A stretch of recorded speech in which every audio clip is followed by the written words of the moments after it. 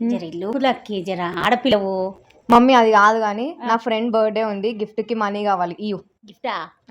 మొన్న పిక్నిక్ అంటే ఇప్పుడు గిఫ్ట్ అంటున్నావు, మళ్ళీ రేపు సినిమా అంటావు. ఇక అరే మమ్మీ ఫ్రెండ్ బర్త్డే ఉంది కదా, గిఫ్ట్ ఇవ్వకపోతే ఉప్పుట పోతే మంచిగా ఉంటుందా చెప్పు. ఏం బిడ్డ, వేరే వాళ్ళు ఇస్తారు కదా, గాలది ఇట్లా చేయి పట్టుకొని. ఎందుకు మమ్మీ మరీ ఇట్లా ఆలోచిస్తున్నావు? ఎందుకు ఇట్లా ఆలోచిస్తున్నావు మమ్మీ? నా పరువు తీయండి మమ్మీ, ప్లీజ్ మమ్మీ. బిడ్డ దోస్తుల పక్కన ఇట్లా చేయి ఒక 500 మమ్మీ. 500? మరి గిఫ్ట్ అంటే మమ్మీ జనరేషన్ మారిపోయింది. 500 కావాలంటే మీ ఫ్రెండ్ నెక్స్ట్ మంత్ చేసుకోమని చెప్పు బర్త్డే.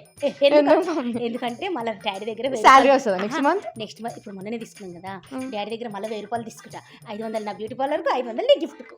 దేవుడా, నీ బ్యూటీ పార్లర్ ఎన్నిసార్లు పోతావు? నెల అంటున్నా, అందుకే నెల రోజులు. నెలకు బ్యూటీ పార్లర్ పోతావా? అయ్యి గట్ల అంటున్నావేం బిడ్డ? మరి నువ్వు కూడా నాకు అట్లా ఎందుకు అంటే మళ్ళీ పైసలు ఇవ్వాలా? సరే ఆడుకోస్.